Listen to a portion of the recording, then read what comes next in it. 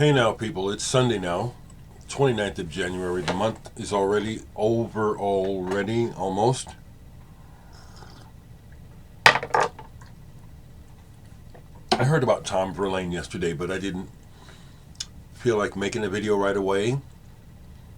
Tom Verlaine of television is someone who figures into my personal history of music fairly large, so um, I'll say a few words.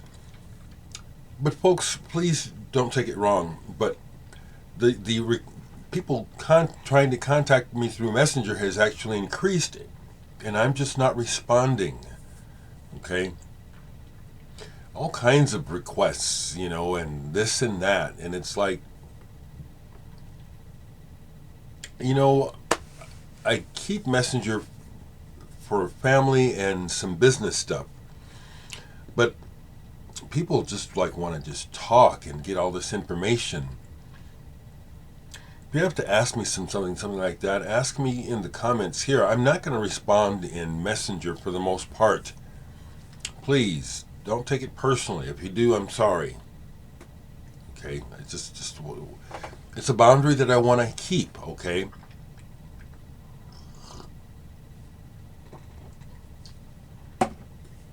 So please try to understand. So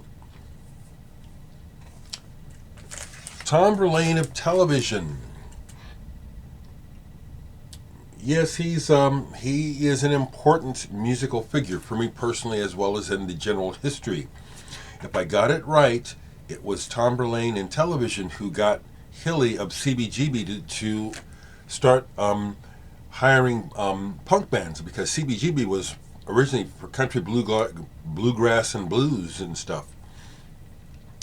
And I understand that Hilly Crystal was not impressed with most of the young bands coming in. His comments about the Ramones are priceless, But was Tom Verlaine in television punk? They were before punk, and that's what he says. We were pre-punk, in that he wasn't a rock and roll kid. He was a very good guitarist, but he wasn't a rock guitarist. He did not learn rock and blues licks at all. He was raised on jazz and Motown and whatever else. And that really comes through in his playing. This is a really excellent and important album. From the beginning riff, every song here is vital. His voice, where he sounds like a pencil neck geek, it fits because he's given you everything. He's given you all of him. That's why this works. He's not much of a singer, but that's not the point. It's the delivery. But like Bob Dylan. The way that people rate Bob Dylan's delivery. Or Leonard Cohen. Of course, Leonard Cohen has a beautiful voice. I saw television twice, and I shared the story on Facebook that I was into television, and I don't have it anymore, but when I read about their first single, Little Johnny Jewel, I looked it up and mail ordered it. I couldn't find it in Omaha. I don't have it anymore. Did you hear what people were talking about? Did you hear what the critics were saying in those first records? Yes, I did. And when I saw television open for Peter Gabriel, I'm a huge Peter Gabriel fan, and that was Peter's first solo tour. Robert Fripp was in the band, so I was jazzed to the gills to see Peter. But the fact that television was opening was even better. And the truth of the matter was, in many ways, television was more electric, more powerful than Peter Gabriel. Peter Gabriel, as a performer solo, was just getting out the gate. So it was great to see him, and he did some interesting things. And it was wonderful to see Robert Fripp. He had a good band. But television was a band, and something was happening with them. They were, giving you everything. Tom was very expressive on stage, tall and lanky and moving in a very uncool, un-rock and roll way, which made it even better.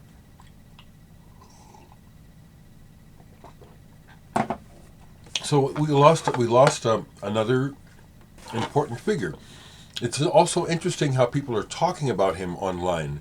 He was so young. See, isn't that interesting how music as a form transports us out of reality almost? I understand that Tom Verlaine was 72 or 73, and think about it. When you're a child, 1 year difference, a kid 1 year older than you is like a universe. And then when you're a preteen teenager, people in their 20s and 30s are ancient. And so now here we are at this point in time where when we were young, we still, in our minds, want to feel young. The music is timeless.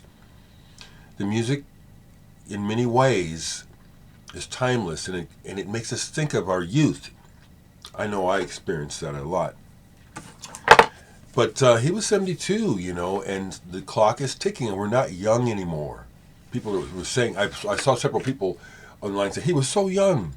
That's your perception. 72, you could live a long time, but statistically, at my age and in your 70s and 80s, people are dropping like flies, okay? Let's get real about it. I don't have all the television records I used to have. I used to have them. This is a reissue someone sent me. I had an original. I bought it, and then I don't, you know how it goes. I happen to get this, though, and keep it. It's a reissue of the Richard Hell and the Voidoids Don't Die Time, and the B-side, the Neon Boys, the band he had with Tom Verlaine right there, with that neck, that pencil neck geek neck. I'm just being silly. You can already hear in these songs, and this is a nice collector's item, you can already hear in these early songs the ramshackle power. Something was going on. They were plugged in. There was some energy going on there. Tom Verlaine was important. I have one solo single by him, Kaleidoscope, and I love this song too. I don't have his solo albums. Probably won't be buying them, but I will probably be giving them a listen. That is one of the sad realities of death, is that when we die, we get our accolades. We're gone, but everybody else is talking about us. You know what I'm saying? I'm doing it from the first person, because that's what will happen to me whenever I die. I won't be around to hear the nice things that people have to say, or to find out how important I was to people, like Tom Verlaine, and everyone who keeps dying, because that's reality, death.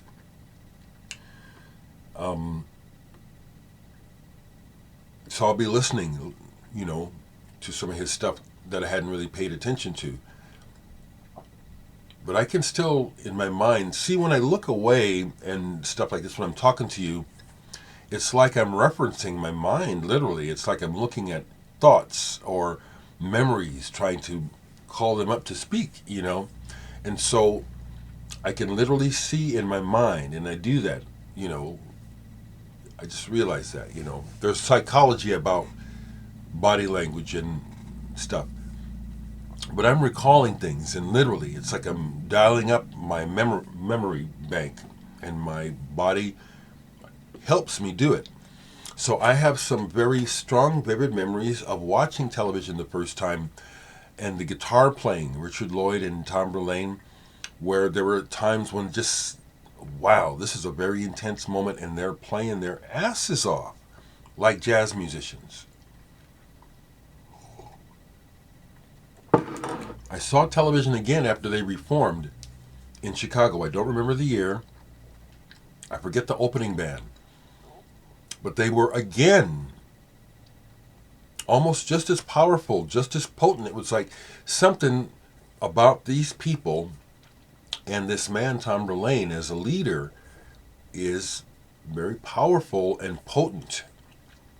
And I'm glad I got to see them. Didn't get to meet Tom or nothing. I like to meet people. So we lost another another important figure in music, and it's just the way it goes. The clock is ticking, and we all will leave when it's our time. Rest in peace, Tom. Yesterday, I listened to all of this for Robert Wyatt's birthday, and this is just a wonderful album. It's, even a little bit odd because he's doing these. What is it? It's like a series. Muddy Mouse, yep, and Muddy Mouth. Wonderful. Robert Wyatt, fantastic. Something else I played yesterday, just some space music. Held On, Third, Richard Pinhas. Overall, this is not really that strong of an album, but for the time and what he was doing, following in the footsteps of Robert Fripp and Frippertronics and the guitar, it was intriguing and interesting in that sense, that it was pushing boundaries. But there's an aspect of it where it sounds dated now. Yeah, it does. And that's it. Didn't sit around spending a lot of time playing music yesterday.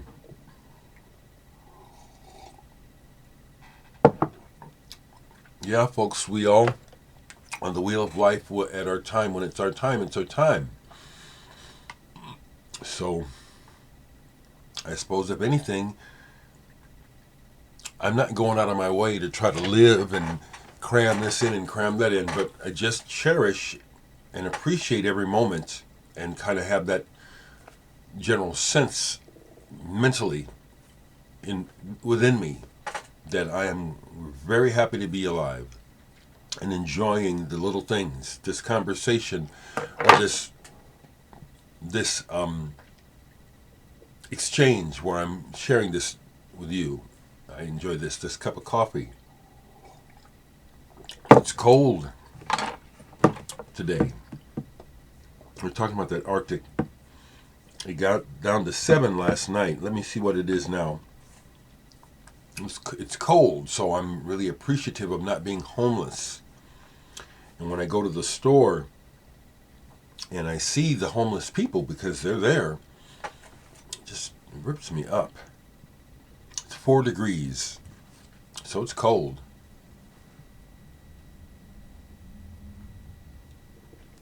So I keep it simple. Keep it on the one, like James Brown would say. Keep it on the one. Know what's important and just stay focused. I'm just really glad that I'm not a greedy guy. I'm glad I'm not a person who is completely caught up in material and having to have money and influence and you know what I'm saying. Weird times. That's about what I can think to say right now, Rest in peace, Tom Verlaine, and just brace yourselves, folks, because it's reality. It is the end of an era. It is. Rock and roll really got started literally in the 50s, even though there was traces of it in the 40s. I feel very privileged that I was born in 1955 and was a child in the golden era of rock and roll. That's an era of music that can never be repeated. There's cool stuff happening about it, but it's nothing like what I experienced. The explosion of teenage and youth culture, and music being a big part of it. It's not the same now. And so those people from that era, and Tom Verlaine and punk, 77, when you think about it, folks, 1977, it's 2023. That's a long ass time ago. It is. It's the ending of an era, because we're dying. And I'll say it again. There's good artists now, but there's nobody that can replace these people. And from my point of view, of course, when I'm gone, the next era, which I'll not be here for, I won't be here for it, and there will be the new heroes, won't there? Because that's the way it goes. Time marches on. But this era, which was very special, and the beginning, like I said, the beginning of modern youth culture, it's aging out, and it's a bit traumatic. It is. It is. You know, I mean, we're not getting any younger, so spin those records, people. Hey, everybody, family, friends. Hope you're all doing well. I'm doing fine here in Omaha. Staying warm. Trying to stay in the house, not get a cold, not be around too many people. Okay. Talk to me.